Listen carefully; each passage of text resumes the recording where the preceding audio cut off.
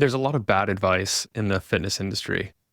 While so much of it is personal and requires some nuance, there are also a lot of broadly applicable strategies, tips, tactics, and protocols that we can all implement.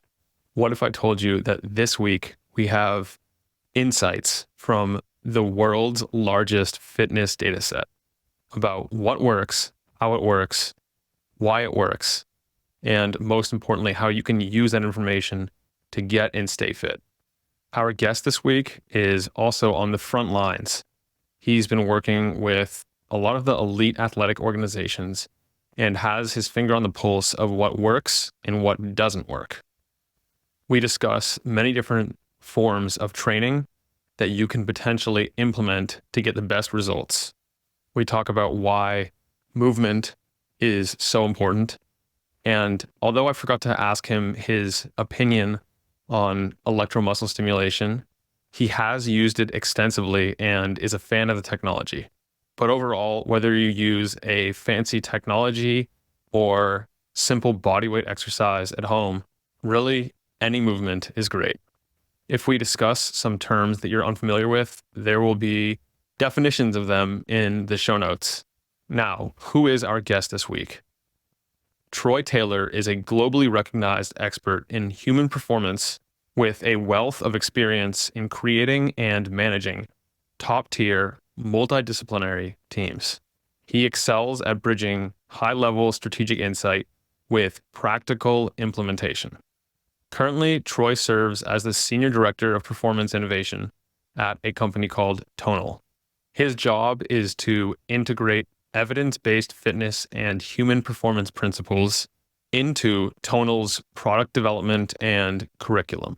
Troy is also heavily involved with peer-reviewed research on enhancing human performance through resistance training. To accompany this episode, I've also prepared a little cheat sheet of some of the coolest and most impactful tools, technologies, products, and even free modalities and tips that you can use to get fit and rapidly transform your body. I'll put a link to the Outlier Body in the show notes of this episode, and it's yours free for tuning in.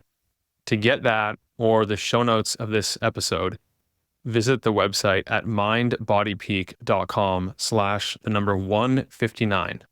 And although I don't personally have a Tonal, which is the company that's aggregated and compiled the world's largest fitness data set, it's based on a solid technology that I've experience with, and I'm considering grabbing a unit if the price comes down a bit.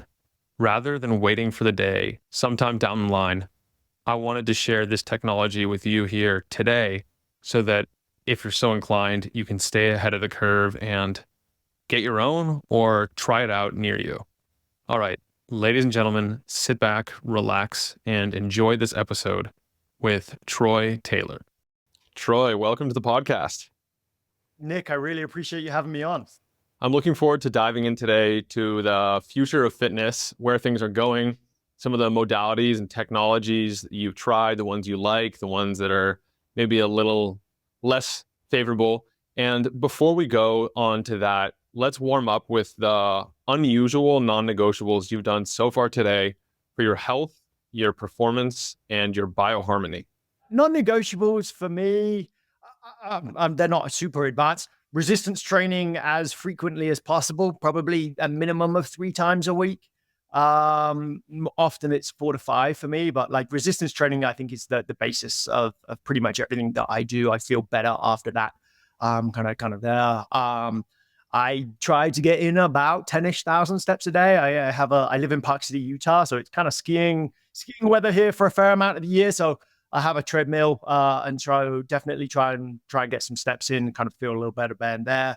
And then unsurprisingly, sleep. I made a big effort the last few years. In my previous role, I traveled extensively internationally. And so my sleep has been, pretty messed up. I'd be often in Europe for a few days, once a month, over into China or Asia and various different places. And so when I transitioned roles about 3 years ago, I kind of made a big effort to try and focus on sleep. I also have 2 kids under the age of 8.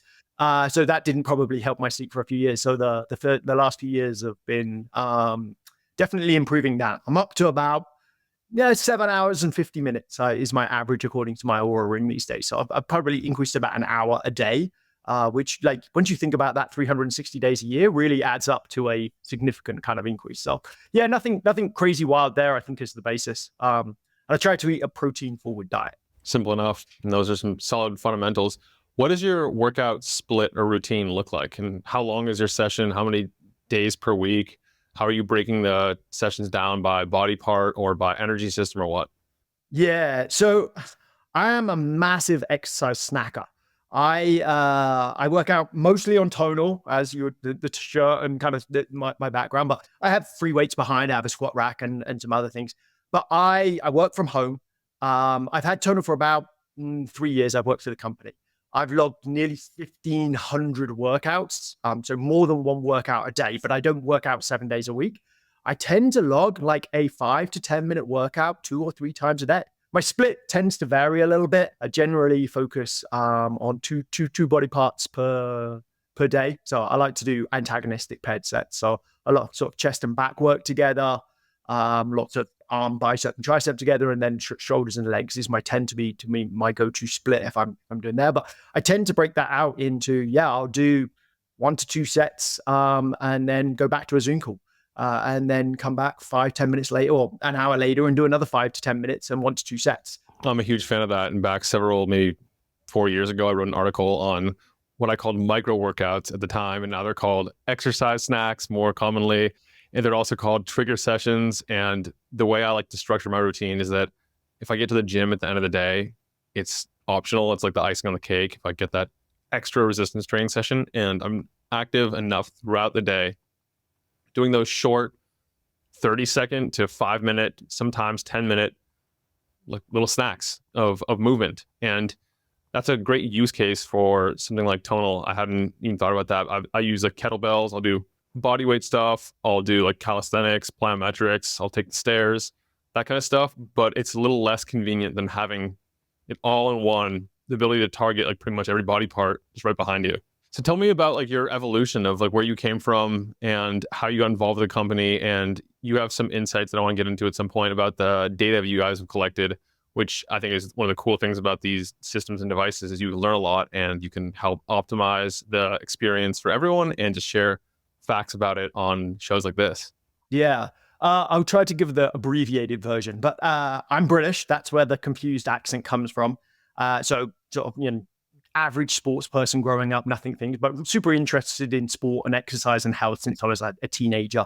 Didn't know what I wanted to do, so went and did exercise science at undergraduate degree, kind of like that. Thought I'd go into like physical education teaching or personal training. Tried both of those. They were not really the perfect fit for me at that stage. So went back, did a master's degree in ex-phys. And while I was there, I started volunteering for the British Olympic swim team. This was, I'm going to date myself, but way back in leading up into a few years before the Athens Olympics. I'll just leave it there. Date myself a lot. But before the Athens Olympics, I worked with them. And I volunteered for 12, 16 hours a week.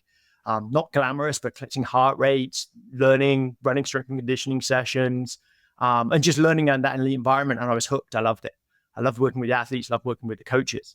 Got a job immediately out of that master's degree, really based on that experience. Again, working with some Olympians, some track and field athletes, some professional sports teams in the EPL, some university level athletes. And then really over the next 15 or so years, crisscrossed the world a little bit, but worked in Britain, Canada, and in the US as a sports scientist, as a strength and conditioning coach, and then later as a director of sports science and high performance director. Was fortunate to work with 7 Olympic Games, something like 500 Olympians from about 10 different sports and about 50 different Olympic medalists. And so sort of like, was in that career, I didn't think about necessarily transition to, let's say, consumer level fitness and general population necessarily. But when I came back to the US, I worked here a couple of times, but I was the high performance director at US Ski and Snowboard. So it's a relatively big national governing body. Michaela Schifrin, Lindsey Vonn, Sean White, lots of those types of people are on that team. And that role as the high performance director is very much about being on the forefront of innovation and being like, how can we get our athletes to the top of the podium? What is coming next? And how can we make sure we're there before any other country? And so I started essentially with that role, started working with Silicon Valley. I was like, what competitive advantages do we have in America? Like in Britain and in Australia and various different other countries, there's lots of government funding that doesn't exist in America. So my budget wasn't necessarily massive, but I've got really innovative people, not just in Silicon Valley, but across the US that are in the startup work. And so I started running projects.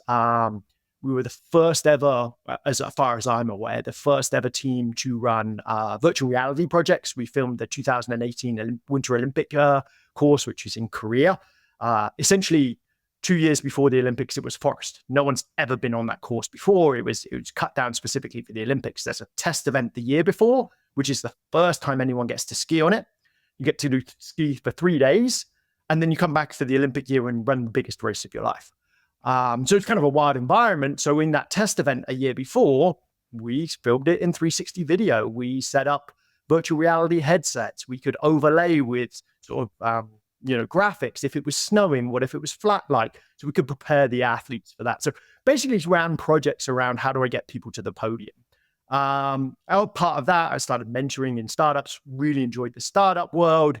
And I had a board member or a board advisor at the ski team who was also a board advisor at Total, home fitness company. And I was like, hey, this is a pretty cool product. You should kind of come and try and maybe join the team.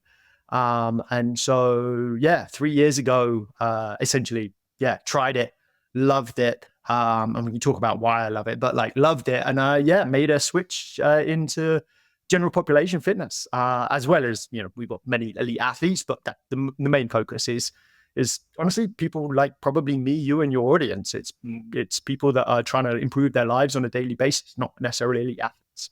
Yes, exactly. And if we go back to the beginning of your story, are there any biomarkers or measurements that the elite athletes back then were taking that they're still using? Like perhaps they were using heart rate variability as a proxy for training load way back then? Maybe not, but perhaps there's other things we can glean from then. I first used heart rate variability in 2008. So fairly early, I wouldn't say super early, but definitely more in the advance. Back then, it was First Beat Technologies out of Scandinavia. They were the only real device. And it was essentially electrodes based to the heart, which is a pain to sleep on. So it gives you really accurate data, much more accurate than PPG. But you also get really disturbed sleep because you keep rolling on this electrode. So pros and cons. That was definitely one I think elite sport was early on. I think most of the other things have generally come and gone. We used to measure a lot of creatine kinase for muscle damage. Creatine kinase is essentially a marker of muscle damage. You have Z-line split and it leaks out. We used to measure that a lot, and we were concerned as a marker. I think it's still decent, but it's not something that I would continually to do with elite athletes. We did a lot of salivary-based testosterone and cortisol measurements, and trying to understand sort of those types of things. I would say that's mostly gone. And then we would have done first continuous glucose monitoring would have been around 2015. So I wouldn't say super early, but again, more on the leading edge with our cross-country athletes. And we were really in ski team making, are they fueled for performance? They're going out for these 3-4 hour cross-country skis.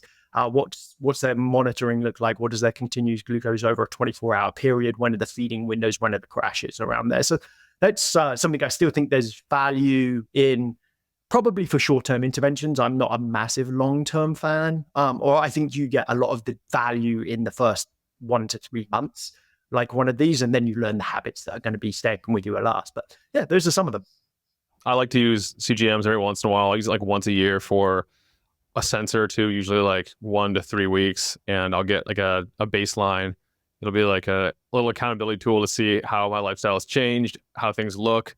And I know from back when I was getting into them, wasn't that long ago, but the technology has progressed incredibly in the last, I want to say 5, 6 years, 7 years, and the cost has gone way down. Yeah, I think the future's bright with the sort of the monitoring technologies that's coming out. Insulin, even real-time lactate measures, maybe non-invasive in the future.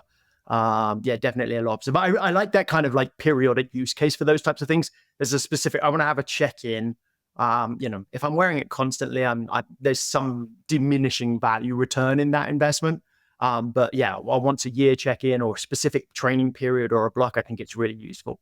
The other thing I probably should note that I did try, which as it relates to the company that I work with, I bought my first electromagnetic training device, resistance training device. It's called I Am Lifter. It was out of Austria. It's gone bankrupt at least once, maybe twice. Cost $80,000. It required a 400-volt electrical power supply, but it was back in about 2013 or so. Yeah, because my job was to seek out innovations. I'm like, that's really cool. Like, we can make the eccentric heavier than the concentric. That's awesome. And so that was probably one of the devices that had an impact on my career, because I ended up working for one of those companies. What else? What other technologies have you dug into, played around with, either liked or disliked? I thought there was a lot of promise. I ran a project with Halo, transcranial direct current brain stimulation, in 2015. Dan Chow was the founder and CEO, a good friend of mine now. I actually think there's a lot of value in TDCS or magnetic versions of it. I think there's trouble in the consistent application. We ran not a peer-reviewed controlled trial, but with elite ski jumpers. And we were measuring essentially ski jump performance on a force plate. It was jump performance on a wobble board, but it simulated this idea. And what we saw is a decrease in tortonicity entropy, if I remember correctly, which is the variability of your jump. How would you jump less variable after stimulation, which was really interesting because obviously that's a very timing, very skill dominant sport. And so I thought that was super cool. Probably didn't take off as well. And I think the application across the head and the wedding, there's like logistical challenges to doing it, but I think there's underlying mechanisms of science of why that's a really cool technology. I'm hoping something around like that comes around again. And then on a similar vein, and this is still in, I want to say it's not stealth, so I'm not sharing anything, but certainly I don't think they have consumer advice available. I was a mentor on Comcast Sports Tech, lead advisor and a mentor for a number of years, which is an accelerator run by Comcast to find latest technology to help their partners like ski and snowboard or the Golf Channel or whoever it might be. There's a company called Sharper Sense, and it does vagal nerve stimulation. And they've shown that it improves acuity, eye acuity, hearing acuity, taste, various different layers of there. While it's being stimulated, you essentially see better, hear better, smell better, have better kinesthetic awareness. I don't want to, like, some of the science is in like rats and animal models, some of it's in human, but they're looking at developing that, which I think is really interesting, not necessarily for sport, because once you take it away, it's gone and it would be banned in elite sport immediately. But you think about other applications of where people are struggling on a daily basis, or would potentially improve their lives if they had better hearing, better eyesight, outside of things. I think that's a really interesting and novel area, which is like super emerging. Yeah, on the one you're mentioning before that, the Halo Sport, the headset, I was looking into that a long time ago when they were like first making the rounds, and I almost got one. I chose not to at the last second, but I have somewhere a TACS device, and I've experimented with those a little bit, and it does seem like it impacts learning and memory if you do it right, but the issue is placing the electrodes in the right place and like the hassle of actually applying them and getting the right amount of water on it, choosing the right level of current, and there's definitely a bio-individuality component to it also. So it's like the right amount and the right frequency for me will be a little different for you, and also the exact location will be a little different for you as well. So yeah, it's just like a rabbit hole. It takes a lot of research, and ultimately it was too inconvenient to continue. Yeah, the friction value equation wasn't quite there. But like we see this with some really emerging stuff, right? Someone tries, doesn't quite get it right, and then we figure something out, and you'll see another product 1, 2, 5, 10 years later that kind of, eventually figures a way out. Like there was electric cars before Tesla, but no one scaled it in that kind of way. And so I imagine something like TDCS will be something in the same note. But yeah, I think that's the same, exactly the same thing we found is cool technology. I think there's a good mechanism. We have some preliminary data that suggested it was really beneficial. but the friction of actually doing it became too much to overcome to do on a regular basis. I have a device over here also. It's called Sensei, and it has transcranial photobiomodulation, basically like red LEDs that go around your head in different places, and you choose like a different mode you want to put it on, and it stimulates using like different pulsation patterns and different strengths, different parts of the brain for either like relaxation or for focus. And I could see application of that to sport and like motor skill development and all that. But again, it's I think early days still. Yeah, I'm not even aware of that. So yeah, there's definitely there's a lot of cool stuff out there that, like, a lot of the way that I think about this might be diving in too deep, but like I love to like I'm a scientist by heart. That's where I class myself. Like I'm an applied scientist. I'm not a researcher in the traditional sense that I'm in a lab. But I certainly like to understand sort of the science mechanisms behind things. And so I first looked at, like, is there a mechanism that I can understand, or someone within my network who's smarter than me can tell me there's a good like methodological reason of why this might have benefit. Now, there's a difference between mechanism and outcome, right? There's a lots of mechanisms that don't necessarily translate to outcomes. But if there's not an underlying mechanism, I'm generally a hard pass. I'm like, we don't kind of explain why this might happen, then it's not for me. And that might make me a little slow to adopt some things. I think I've shown in the past I'm not particularly slow, but it makes you kind of question, because you can spend a lot of time and energy chasing these things as an elite sport director or as a biohacker. And so I think you have to have some sort of a checklist of like, what is worth my time thinking about? And so, yeah, mechanism and understand. And then the second one I look for is like, is the mechanism like in a dose response that I'm likely to get? Because a lot of these mechanisms are like, if I get 3,000% more of this, it has an effect, but the device you're selling me has a 10% increase. That actually relates back to the testosterone cortisol thing. Oh yes. Like, a lot of the research was like, everyone knows, I think, if you take pharmaceutical exogenous testosterone, it improves muscle mass. That's, I think, a fairly well-established mechanism. Also, if you do short recovery training, it also increases testosterone. So the mechanism is, do short recovery training and you'll get bigger. But actually in human randomized controlled trials, short recoveries don't lead to that. And it's because, most likely, I think, well established now, that the testosterone that you get an increase from a short recovery is like this. When you get pharmaceutical grades, it's like this. And the time course is like this versus time course like this. And so the magnitude of the response is very different. So I tried to think of like, is this been shown at the doses I'm going to get? And those are my like two checks. If you check both of those and it seems like a good, safe way, sign me up to try. Pretty simple criteria. The last one you mentioned, the vagus nerve stimulator, the VNS device. What makes that one special? Is it anything unique? Because there's a lot of different vagus nerve stimulators in the market, and I've played around with one a long time ago. Yeah, so I want to say Charles is the name of the CEO and founder. I'm going to say it's 18, well, it's 3 years since I left the ski team, and that's when I stopped mentoring that as the thing. So it's been a while. I really like, he was out of Columbia, I want to say, is his PhD, and just like really solid research. Like, that's not a space I want to be messing around with particularly. And they were just I thought, a really reputable way of doing it. How we're taking the right approach in terms of making sure that they understood what was the right frequency and magnitude of response to get the outcomes, making sure the efficacy was there, making sure the safety was there, which made me a lot more confident. But to be honest, I haven't looked at the space a bunch and seen like what's been coming in that area. Let's talk about the intersection of AI and fitness. I personally have used a device called the ARX pretty extensively, and I was mind blown just how destroyed I felt the day after my first workout. Like, my nervous system obviously had no idea what to expect, and I felt okay during the workout itself, but then for like 3 days afterward, I could barely move.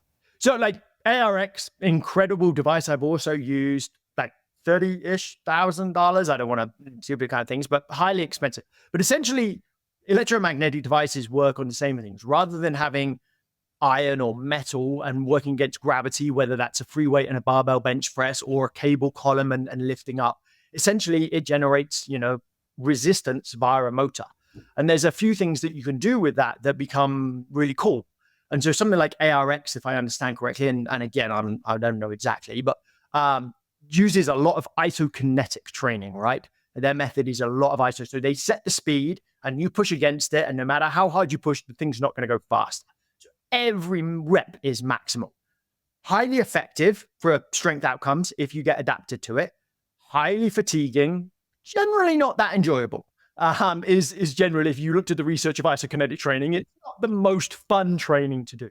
But that's like a proof of concept of what electromagnetic devices can do. So something like tonal uses the same basic technology. I don't want to go into the hardware specifically, but it uses motors and electricity to generate resistance. Now, we have multiple modes and ways that we can then modify that resistance to optimize potential adaptations, and also I'm going to say to provide variety, and I'll come back to that. So something that's fairly common, like, so imagine I train in my home gym. My wife is sometimes upstairs also working in her home office, sometimes out. Lifting heavy at home or lifting close to failure with free weights is not really the safest thing for me to do in the world, right? I'm squatting with my max weight on the back. I get stuck. There's no one to shout and me to look silly in the gym, but ask for a spotter. Electromagnetic weights essentially can sense that you're failing, can measure the speed and velocity in real time and peel the weight off.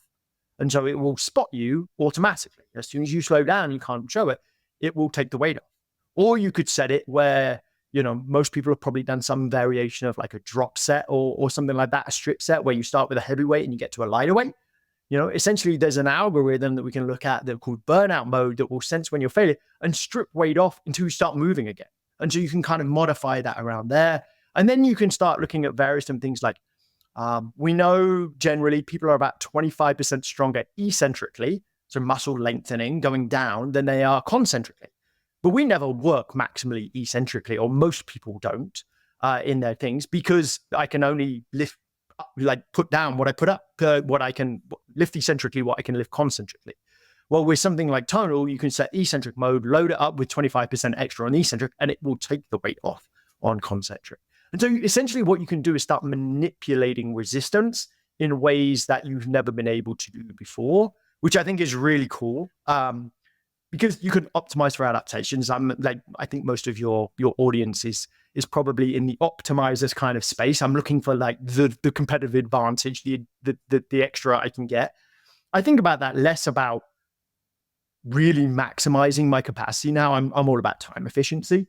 I want to how can I get the most stimulus in the least period of time?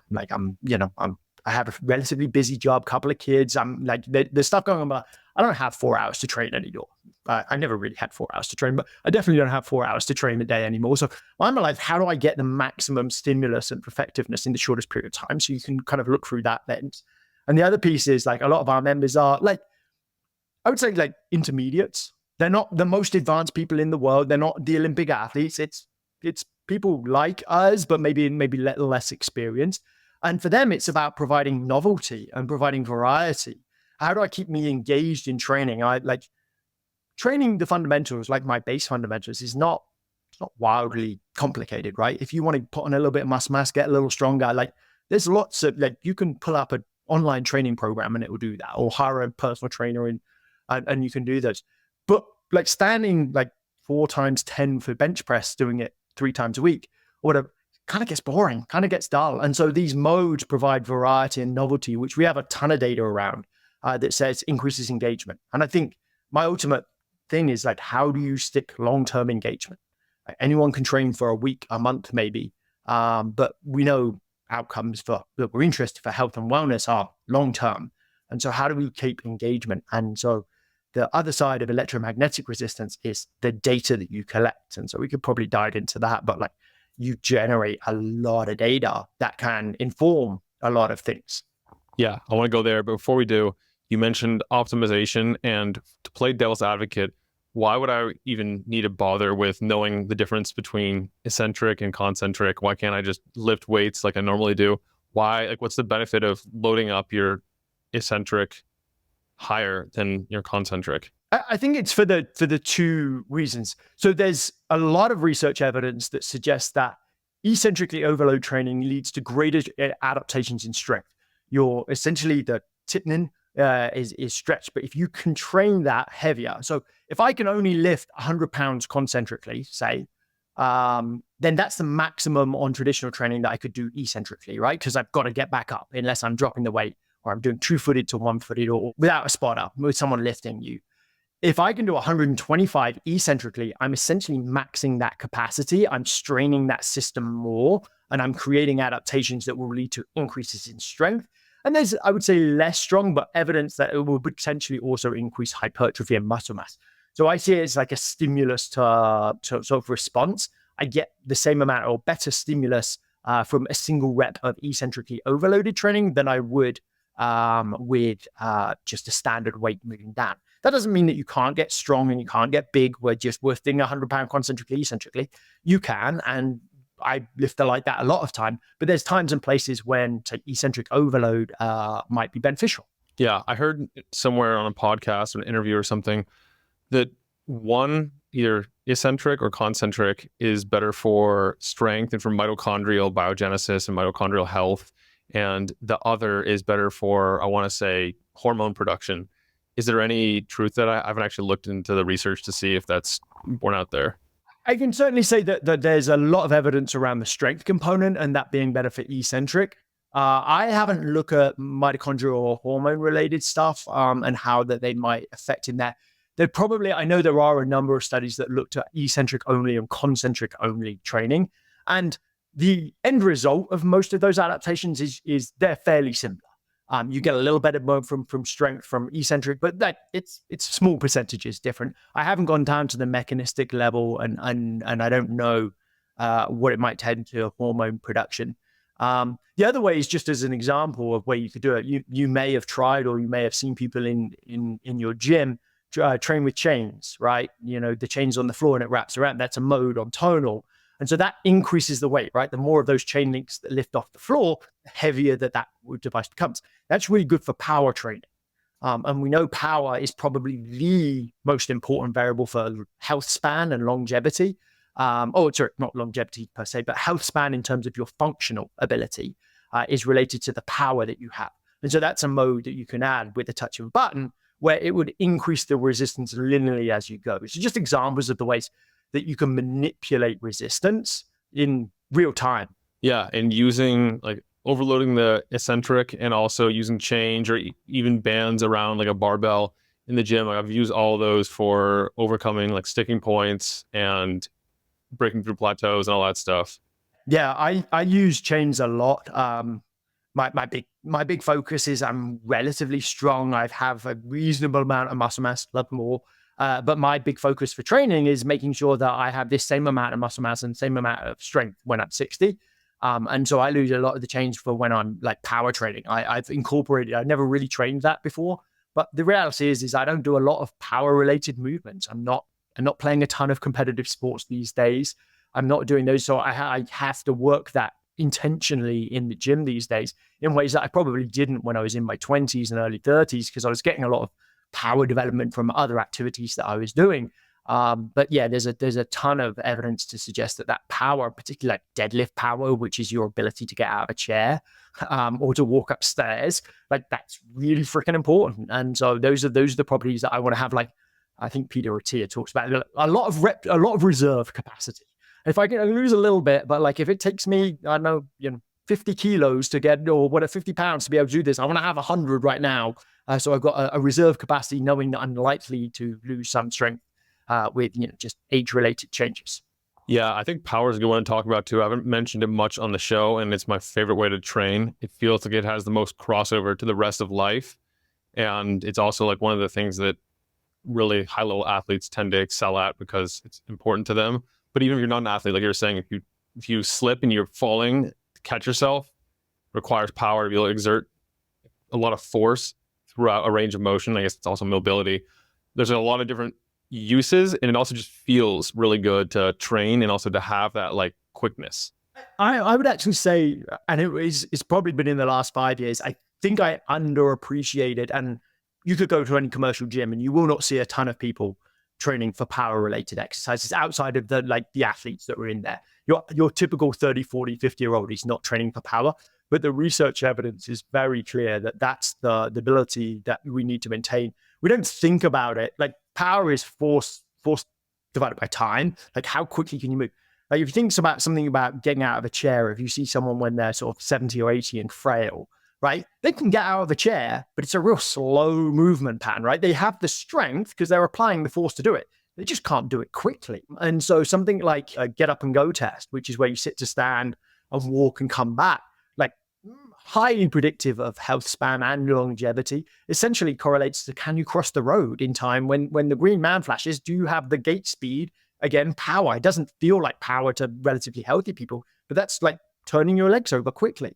And I think, yeah, there's just, it's not necessarily just for the very elderly, but when I think about now me playing with my kids, a lot of what they want me to do with them is power related exercises, right? It's a quick sprint. It's a lift me up over your head. It's all of those kind of things. Even a luggage, luggage over the rack in a, an airline, like you've got to get it up relatively quickly. Those are power related exercises. So yeah, I think a really underappreciated way of training. And how do people usually train for it? You mentioned deadlifts and some of the explosive movements in the gym. I really like deadlifts with chains. And chains and bands are basically, it's accommodating resistance. It's heavier at the top than it is at the bottom. So I can get out of the hole and then it loads up. I really like that because it's, I think, very functional for life. Lifting something heavy off the floor, whether it be a suitcase, whether it be my kids, whether it be me getting out of the chair, but I'm driving force into the floor, is definitely one of my favorites. I also do a lot of chains work on like rotational movements, like rotational chopping, and trying to maintain that athleticism, translation of force from lower body to upper body or from upper body to lower body, chopping and lifting. But lots of those rotational movements are probably my favorite ways to add chains and train for power. All right, let's get into the insights now that you have from your members. First, like, have you noticed any general minimum effective dose? Because as I've been looking through the research recently on the minimum effective dose of exercise, I'm pretty shocked that it's not nearly what I thought it was in order to at least maintain muscle and even to build slightly. It doesn't require a bunch of sessions per week. It doesn't require 90 minutes of resistance training. It's, depending on age and other lifestyle factors, a lot less. Yeah, way less. So first, I'll give you like what is the data set, and then we can dive into it. So every time someone lifts on tonal, every single rep, we measure that data anonymously, but at 50 hertz, 50 times a second for every single rep. Right now, tonal members have lifted, I checked yesterday, it was 194 billion pounds. So I just break that 194 billion with a B. It breaks into, that's about 5 billion reps, 600 million sets, 35 million training sessions, something in that kind of region. Like we're talking a big data set. And all of that at 50 times a second. It's undoubtedly the world's largest strength training database. And it's between people, I like to say 18 to 80. It's really probably like 16 or below to 90 plus, but 18 to 80 is catchier. But it's people of all walks of life. And so we actually released a report, an industry report. We called it the State of Strength, just the turn of the year. So we looked at 175,000 of our users, not the entire database, but a big chunk of people. And we just looked at, like, on average, not cherry picking, like the minimum to be required in this sort of sample study was like, you must have worked out at least 3 times on tonal, and you had to be like work out at least once every 20 weeks. Just pretty low bar, right? Which was not a cherry picked data set of like, if you train 5 times a week, the average increase in strength for that group over the first year is something like 65% mean. That's like no thing. So you've got people up there who are doing lots and getting 200-300%. There's a lot of people that are like, training once every couple of weeks, maybe less. And that still comes out of the mean. Actually, your older population actually makes bigger increases. And that's something that's been really fascinating me to dive into, like the 55 plus. They're probably starting from a lower barrier, a lower bar, but are making relatively larger increases. So to sort of get to your question of like minimum dose, real small. I think like the research evidence, like I think Dr. Pack actually just did a paper on this in like power lifters or something like that. He was one of my coaches for a while, that showed like, I think deadlift strength was one heavy set and was enough to maintain in elite power lifters. And then if you added 3 back off sets a week, you could actually make increases in strength in high level athletes. There was a paper came out a few years ago that looked at, I think they had people training at 27 sets a week, and then they reduced their training volume down to, I think it was 1/9 was the bottom of the group, and they still maintained their gain. So from 27 sets to 3 sets a week, and they maintained strength. The difference there is that was not in older populations, and that wasn't in people in a calorie deficit. And so I think the dose response relationship is actually related a little to age. I think not necessarily you need a bigger stimulus as you're older, but that may be true. You may, if you're already resistance trained, I think you may need a larger stimulus, just more anabolically challenged. If you're new, I think you can still make significant changes. But if you're in calorie deficit, you also probably, and protein requirement related to calorie deficit, you probably need to be in a larger, larger volume. So the tonal data says, like, just a summary, like on average, people who train once a week are still making something like 25% increases in strength in their first year as a mass, as a sort of a conglomerate. But once a week, 25% increase. It's not massive, but it's not tiny. If you could tell me I could get 25% stronger, and that's the average increase of people that are training on once a week, it's still pretty significant. And so, yeah, I think minimum effective dose to getting something is very low. Now, I always would love to people do a little more. I think there are benefits of doing more. But if you're starting from nothing, pretty much anything will get you gains in strength. I think gains in hypertrophy have to be a little bigger. You need a little more training stimulus. I'd say like around 4 sets a week, not a lot, but 4 sets a week per muscle group.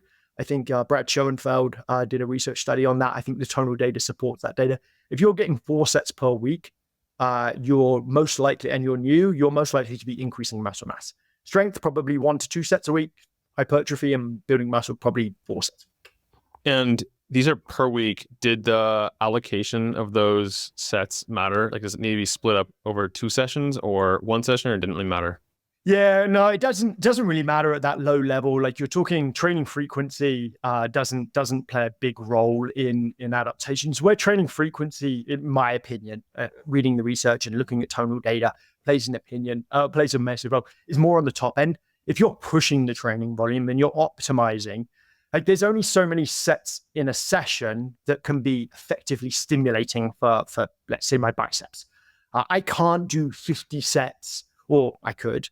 I wouldn't like to, wouldn't be very enjoyable, but like 50 sets of biceps in one day is probably not going to be more effective than, say, 8 to 16 sets in one day. There's a plateau where it becomes there, where training frequency becomes important. Well, if I trained biceps 3 times a week with, say, 10 to 20 sets each of those, then I might be able to get 50 sets a week and get more benefit out of it. So it's like frequency becomes this modulator of overall training volume. But at the low end, yeah, you train a muscle group for 2 to 4 sets a week. That could be in one session, or it could be over 2 sessions. And you're probably, that's, in my opinion, somewhere near the minimum effective dose. Yeah, that makes sense. Based on your data set, have you done any information, maybe it's like overlaid the qualitative survey type stuff, or just like from knowing the information about your purchasers, their training age, to get an elite lifter and have them increase their numbers by 25% is unheard of. And conversely, if someone's never touched a weight before, getting them to increase by 25% makes sense. And of course, I'd imagine there's some mixture of all types of people that use tonal. But would you say that the demographic skews more towards one way or another? So yes, we do have that data in a couple of different ways, both in sort of self-selected survey data as well as some of the data that we've collected from the system itself. Essentially, what it nets out is most people, on average, are what I would say like just above intermediate. That's your typical person. That's, it's a relatively large investment to buy something like tonal. So you're into resistance training. A resistance training age of probably 2 to 5 years is typically the norm. The mean kind of person, or medium person, would be a training age of that. They tend to be 35 to 55 years old. It's about 65% males, 35% female, 45% female. I'm doing my math here.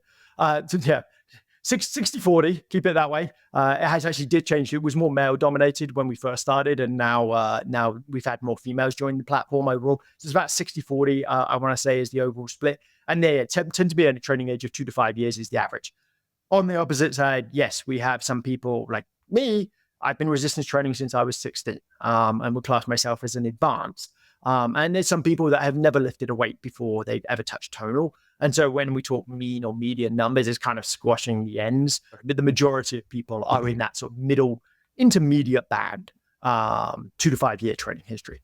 So a lot of movement and adaptations that take place are sport or movement specific, such as running on the treadmill doesn't necessarily apply to running off the treadmill outside. Do you find that users of tonal are able to actually apply that strength in like a more functional way to either other forms of lifting or, more importantly, to everyday life? The said principle exists, right? So said principle is specific adaptation to an imposed demand. And so if you want to get better at running, run. You want to get better at lifting, lift. If you want to get better at running upstairs, run upstairs. And then there's you have to balance that with the idea of transferability, in that what skills in class and skills that are closer to each other have a higher level of transfer generally than there. And so, yeah, the strength, like deadlifting on tonal translates almost 1-to-1 to deadlifting in the gym. And the way that our resistance profile works is actually feels a little heavier. We ran a research study out of High Point University a couple of years ago, because essentially when you lift with iron, you essentially put inertia or momentum into the bar, right? The bar is moving and it's pushing against. So Newton's laws, it wants to carry on moving because I moved it. So actually that end of the tricep, that end of a bench press is actually relatively easy because I'm already put speed on the bar if I'm moving fast. Or with tonal or electromagnetic, that inertia momentum is actually much smaller.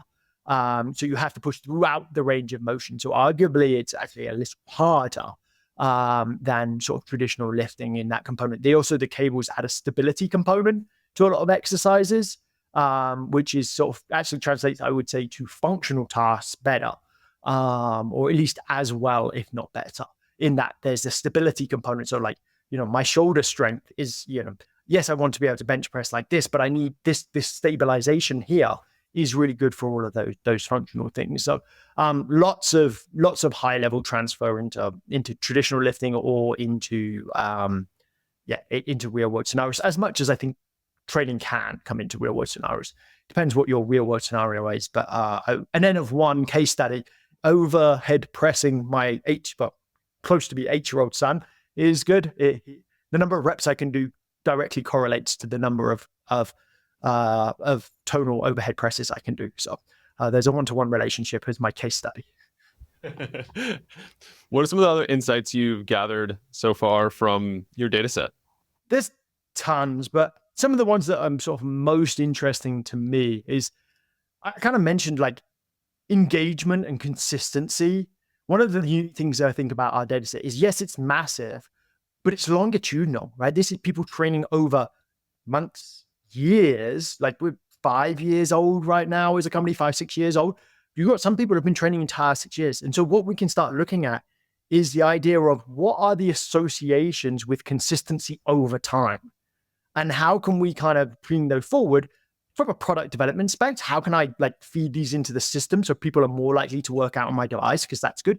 But a bit bigger than that, like I believe resistance training is good for everyone, whether it's on tonal or anything else. But for public health good, how can we use this data set to improve people's efficacy or engagement with resistance training over time? And so some of the things we start diving in here becomes like, there's some simple things, or relatively simple, is things like, the time of day that you work out and your time window. We know that people who have a smaller time window are more consistent than those who have a varied time window.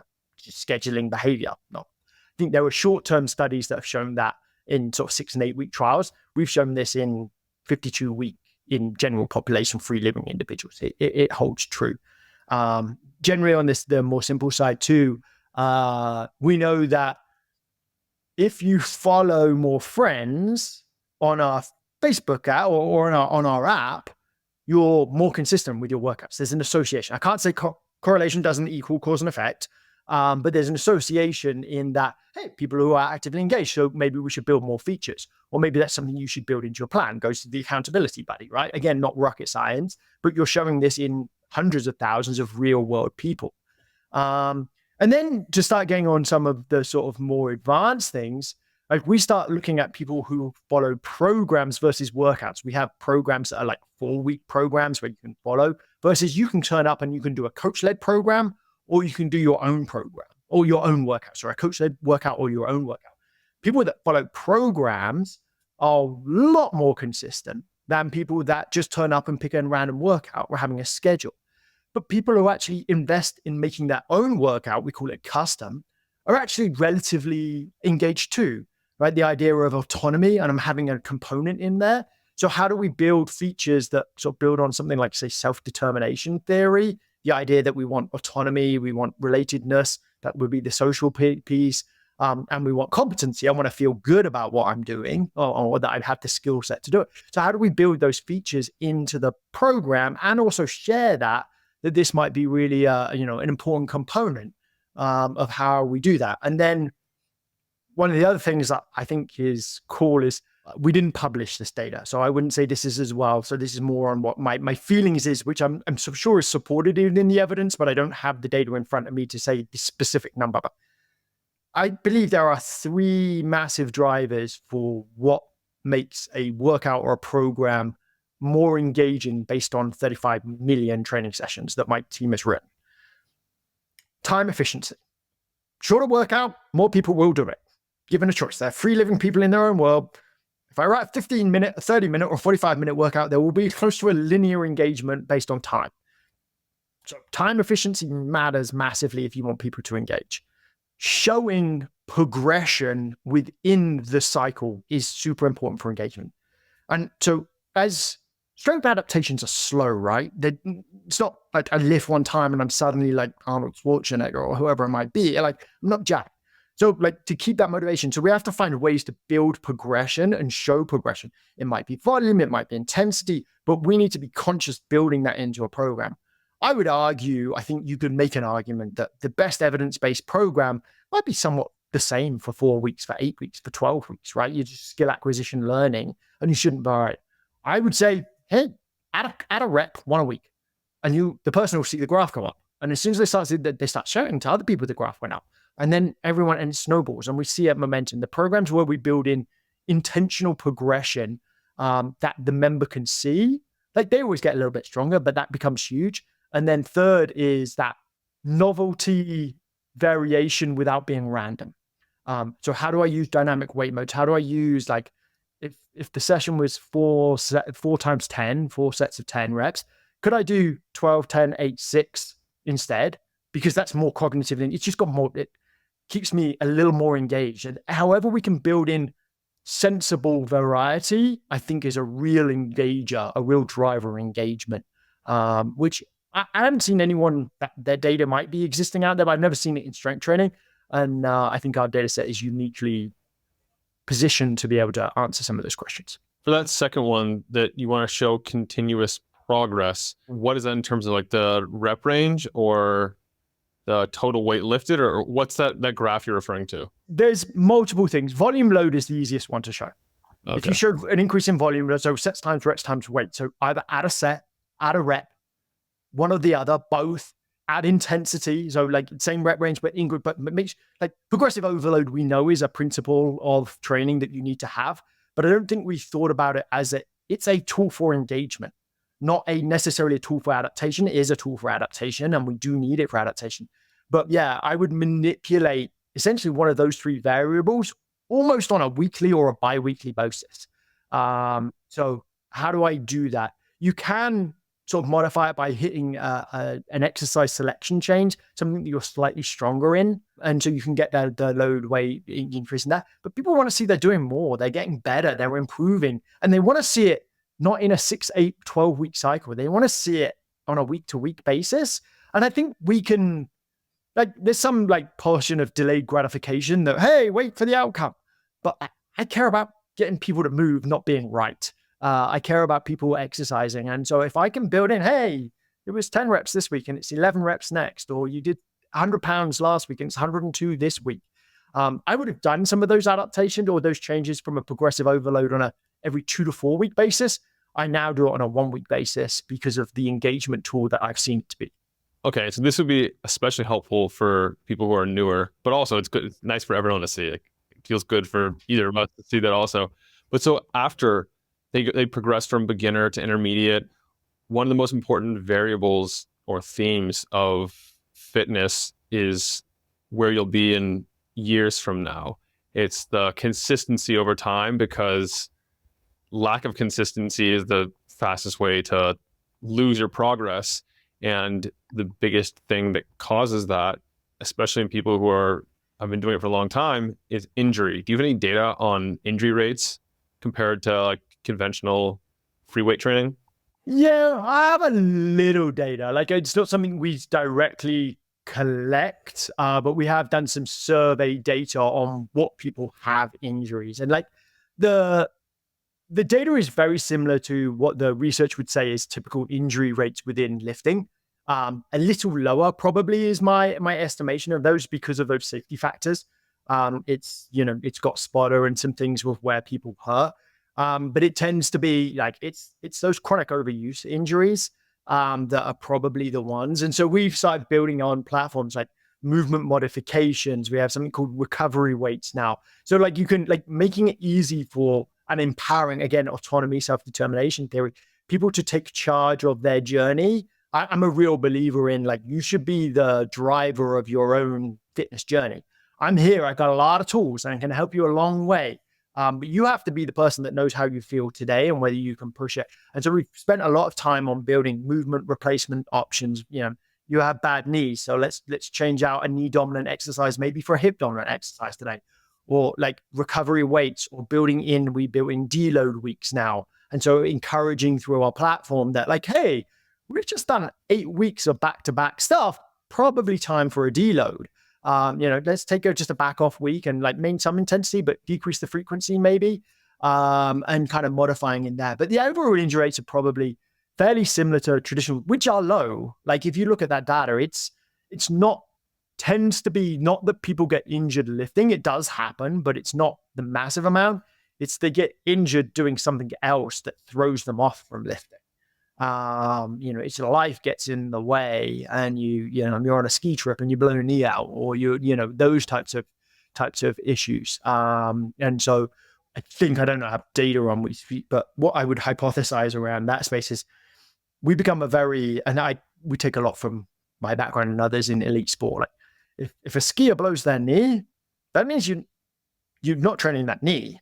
It means you got a lot of the rest of your body you can carry on training. You can go surgery, someone like Lindsey Vonn, who's had 10 knee surgery. She trained pretty much every day she wasn't on the operating table. She wouldn't train that leg, but she was training the other leg. She's training her upper body. She's training her core. And so providing opportunities for people to, hey, this doesn't mean that you don't train.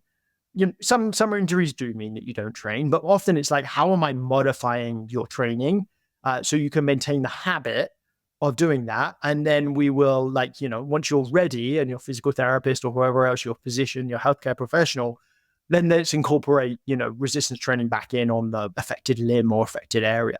But wherever possible, let's try and maintain that and work around the injury. Yeah, for the elderly, it seems to be more of a concern. They sustain injuries more easily. I think like once you get over 65, I think the data is if you fracture your hip, like there's, your risk of death increases dramatically. I think about that in two ways. Number one, you're much more likely to fall and hurt yourself if you're frail and weak. And so getting you strong and powerful, like the first part of the conversation early, decreases your chances of doing those injuries. Is there much benefit to longevity and like health span for focusing on hypertrophy and not strength? Lots of this data is like observational correlation data. We don't track over long periods of time, but muscle mass as a thing is a good marker of both longevity and irrespective of strength. But strength is a better marker of lifespan and health span, I believe. They're not polar opposites, right? Like some of us tend to think about them as that, but they're much closer. Like, yes, if I'm a power lifter versus a bodybuilder, they're very different. But for the general population, they're much smaller in terms of where they're focused on. But like sarcopenia, age-related loss of muscle mass, is definitely a predictor on its own, independently of health span and lifespan. Strength is a good marker, and I think that the one that we talked on earlier, and I think it's more research. Actually, power is probably the best of them because it's incorporating your ability to have strength over short periods of time. The research shows it was Joso Gurgic, Use It or Lose It, I think is the title of the research paper. He showed that people were gaining muscle mass in their 50s, 60s, and 70s and could continue to gain strength, but not necessarily muscle mass in their 80s and 90s. So, and I think that actually another paper has come out recently that sort of disputes that. So says people can still put on muscle mass in their 80s and 90s, but the older you get, it kind of gets to a point of where we're not in a hormonal state or I'd say we can put on large amounts of muscle mass, but it's old. It's 80 plus. It's not 60. It's probably 80 plus, and you can still make the neurological strength changes at that 80, 90-year-old age. And maybe you can make hypertrophy, maybe not. But yeah. Yeah. And so much of strength is neurologic. And so that's a good benefit. But Troy, are there any downsides? Obviously, the price of this technology is still more expensive than buying a dumbbell off Amazon. But like, are there any issues with excess central nervous system fatigue or anything else? Any like things that people should be wary of? It's an investment in your future, an investment in your health, and not everyone can afford it. And we would love to make it cheaper. It just that's unfortunately to run a business of what it costs right now. And so that obviously is a barrier.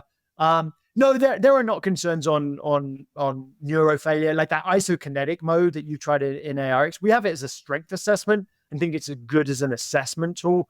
It's not our favorite from a training perspective. My personal bias, I've used isokinetics quite a lot. It's highly effective. It's just not necessarily the most engaging, and there are downsides neurologically of pushing that hard. So it's not something that we have in the platform as of now. Like anything, you can overdo it for sure. If you start like ramping and lifting and kind of things, but there's a lot of tools in the system that will try to help you not do that. And so whereas a dumbbell or any free weight, it just knows it doesn't even know it's being moved. We have a lot of tools that are now, hey, we're noticing velocity is slowing or power is decreasing or your strength is going down. Maybe take that deload week, or like, here's the right progression for you. Here's I analyzed our database, Troy, there's, 25,000 people like you, 40 to 50 years old, resistance trained, advanced kind of thing. These are the programs that they really liked and they got really benefit from. How about you try some of those? So there's a lot of advantages to those tools, but you can overdo it. But it's not a major concern. Overtraining is real hard. You need to really push it to like overreaching. You can do short-term states, but I've worked with like athletes that have trained a lot. As long as you don't go from 0 to 100 and you have some logical progression, your body can handle a lot in my experience. Lots more than we probably thought it could a while ago. We throw around terms like overtraining a lot, and I'm not sure that many people have actually really experienced those long-term decrements. It can happen, particularly with underfueling and particularly on the endurance side, but strength side, much less, in my opinion. Yeah, absolutely. And I discovered firsthand that when I did a program called Squat Every Day, where 6 days a week you would do like you would max a different version of your squat. And I realized it really is less of overtraining and more of under recovery. And I was blown away that even after lifting for years, I was able to add 50 pounds to my squat over the span of 2 of those programs over 60 days. And by the end, I was squatting like 495. And so I didn't see that as being possible to do multiple days in a row. And your body adapts incredibly. You can train real hard. You can have work-life and stress, but you need to take care of your nutrition, your sleep, like, your recovery modalities. If they're not taken care of, those other 2 might come back and bite you in the ass.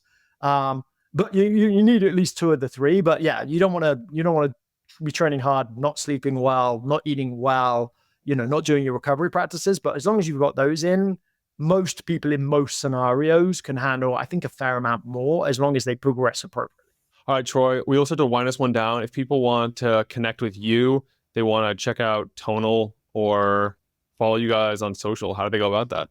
Yeah. So for tonal information, the best place would be tonal.com is our website. And so if you want to find more about the product and the modes and the data and everything we do around that, if you want to learn about tonal and sort of more member stories and the programs, our Instagram account is a really good kind of place for that. Lots of coaches share and kind of on tonal. And then myself, my Instagram account is Strength Science Troy. I tend to share honestly, lots of retraining, but training with tonal, with blood flow restriction bands, with sled drags. I'm trying to like show what's possible with our device and also share a fair amount of like cutting research evidence, what's being published in strength, hypertrophy, power type space. So that's Strength Science on Instagram. Let's do a quick rapid fire round of you listing off different modalities. You mentioned a couple right there that we didn't even really talk about.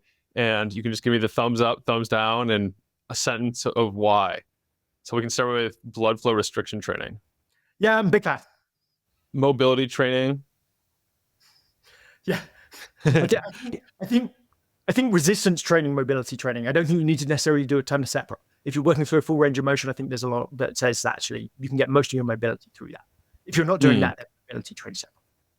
Static stretching. I'm not a big static fan. Unless you find personal benefit, I don't think there's any real benefits to it. But if you like it, do it. But I wouldn't say it's something I would suggest. Field work and sleds and that kind of stuff. Parachutes. It's how I get my high-end cardiovascular train, like my intensity. I do sled drags on tonal. I do there. So I never liked it, but I find a benefit to my outcome. So I'm going to give that a thumbs up.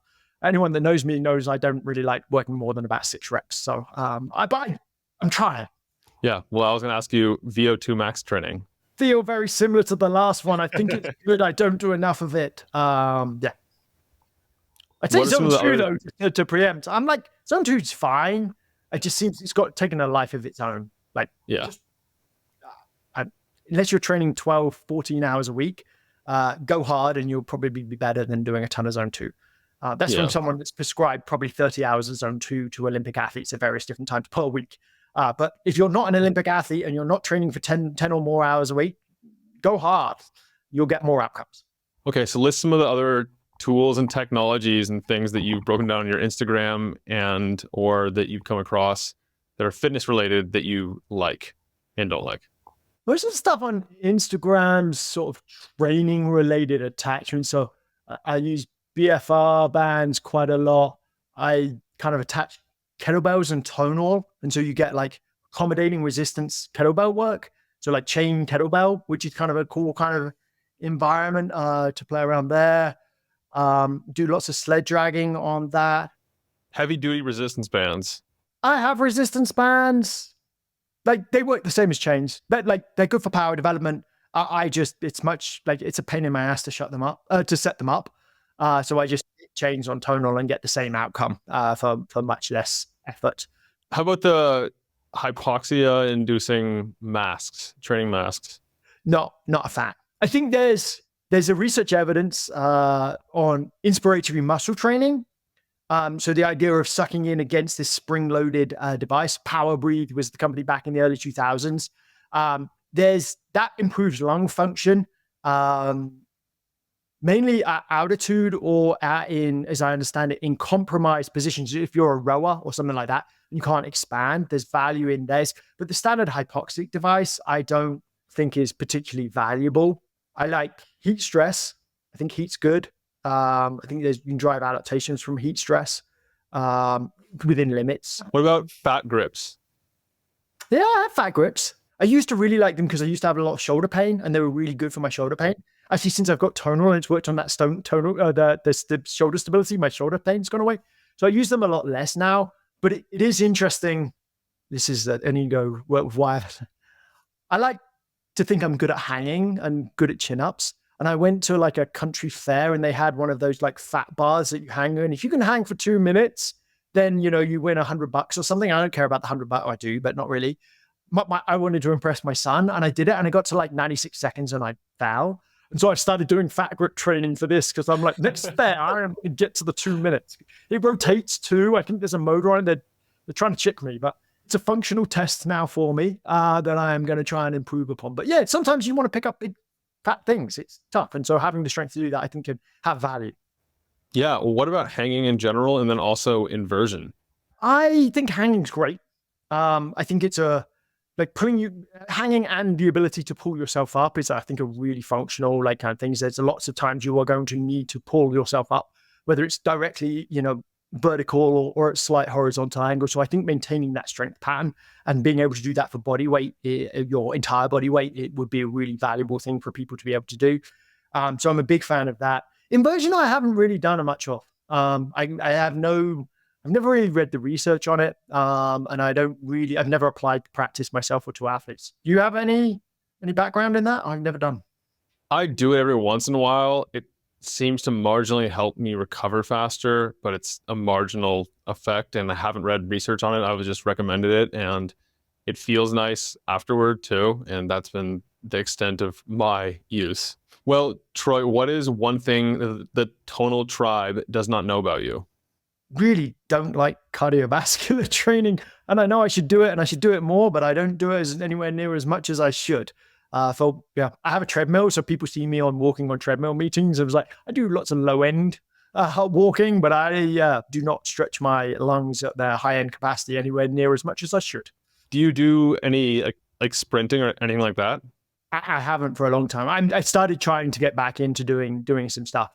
But yeah, no, it's not an area of my fitness that I've worked on. And honestly, it's having a 7-year-old kid has made me realize I don't have that capacity anymore. Neither I'm very good at it, but it's amazing how long it takes me to recover from a short effort. And he's actually faster than 7. So, well, Troy, how do you want to wrap up our episode together today? Nothing, just to say thanks. I super appreciate you having me on. It's been an enjoyable chat.